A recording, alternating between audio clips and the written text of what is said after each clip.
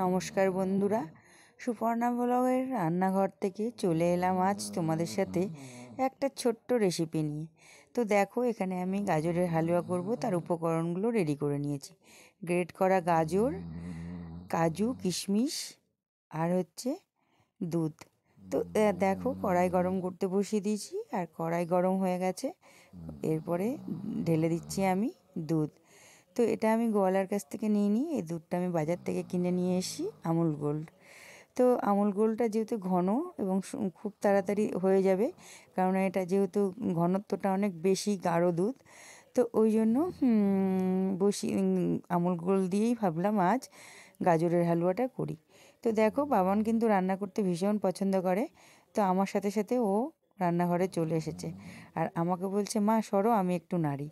তো ও তো নাড়তে বসেছে দুধটাকে। এইবারে আমি হচ্ছে কিছুটা এগিয়ে ফেলেছি, দুধটা ঘন হয়ে গেছে। আর এরপরে দিয়ে দেবো একটু কেশর। দুধটাতে একটু কেশর দিলে দুধটার ফ্লেভারটাও অন্যরকম হবে আর কালারটাও একটু অন্যরকম হয়ে যাবে। তো এখন আমি দুধটাকে ভালো করে সুন্দর করে ঘন করছি, আর ঘন অনেকটাই হয়ে গেছে, হয়তো কড়াইয়ের দিকে লক্ষ্য করলে তোমরা বুঝতে পারবে। আর দিয়ে দিলাম এখন কেশর।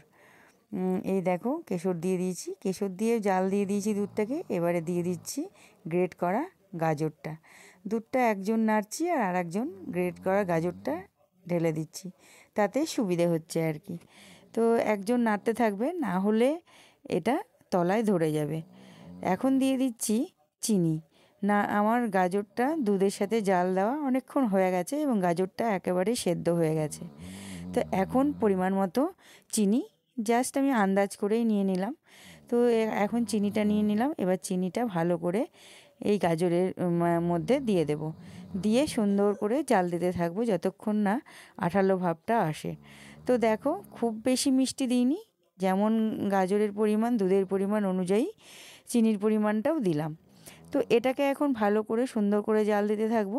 চিনি দেওয়ার সাথে সাথে একটু গাজরটা পাতলা হয়ে যাবে, যেহেতু চিনিটা একটু জল ছাড়বে।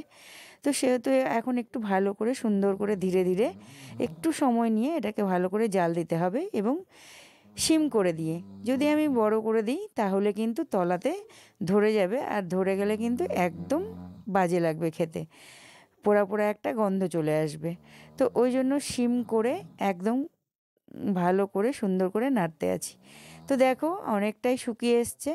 এবারে আমি অন্য আরেকটা কড়াইয়ে বা ননস্টিকের ফ্রাই প্যানে আমি ঘিয়ের মধ্যে ভেজে নেব কাজু এবং কিশমিশটা।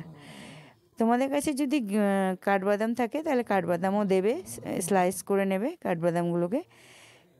দেখো, ফ্রাই প্যানের মধ্যে আমি এখন দিয়ে দিচ্ছি ঘি, আর এই ঘিয়ের মধ্যে সুন্দর করে ভেজে নেব কাজু আর কিশমিশ। আমার কাছে কাঠবাদাম নেই, তাই আজকে কাঠবাদামটা বাদ দিয়েই আমি গাজরের হালুয়াটা করছি। তবে আমার লাইফে এটা আমি প্রথম গাজরের হালুয়া করছি।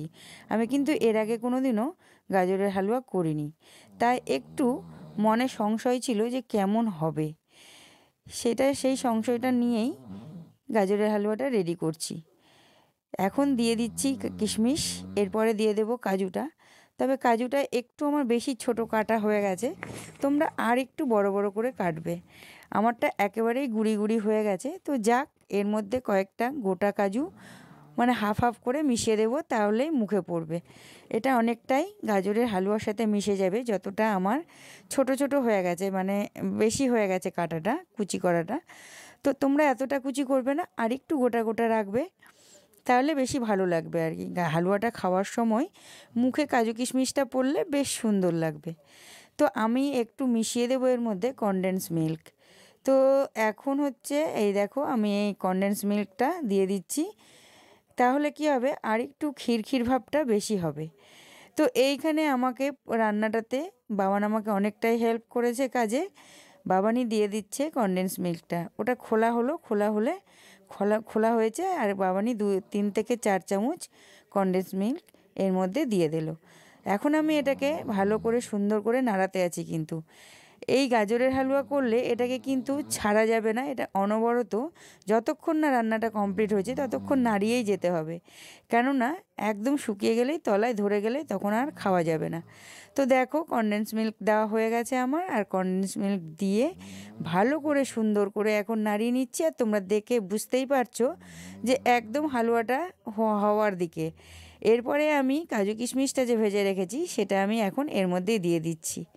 তো এটা ভালো করে কাজু কিশমিশটা এর মধ্যে সম্পূর্ণটা দিয়ে সুন্দর করে আস্তে আস্তে করে এটাকে আমি ধীরে ধীরে মিশিয়ে নেব, যাতে প্রত্যেকটা যে জিনিস একদম মিশে যায়।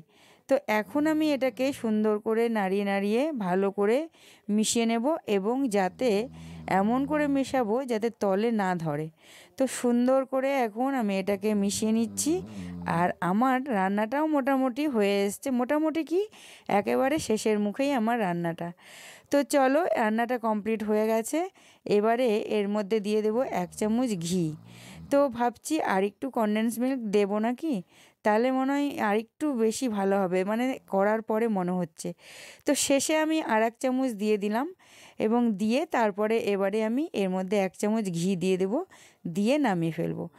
এই গাজরের হালুয়াতে দুধের পরিমাণটা বেশ পরিমাণে ভালো লাগে এই পদ্ধতিতে করলে। তবে কেউ যদি সেদ্ধ করার পদ্ধতিতে করে, ঘিয়ে ভেজে প্রেসারে সিটি দিয়ে, তবে সেই পদ্ধতিতে একটু ঘিটা একটু মানে কনডেন্স মিল্কটা বেশি লাগে, কিন্তু দুধের পরিমাণটা অল্প হলেও হয়ে যায়। তো চলো আমার গাজরের হালুয়া রান্না কমপ্লিট, আর দিয়ে দিলাম ঘি। তো রান্নাটা একেবারেই কমপ্লিট, কেমন হয়েছে অবশ্যই জানাবে।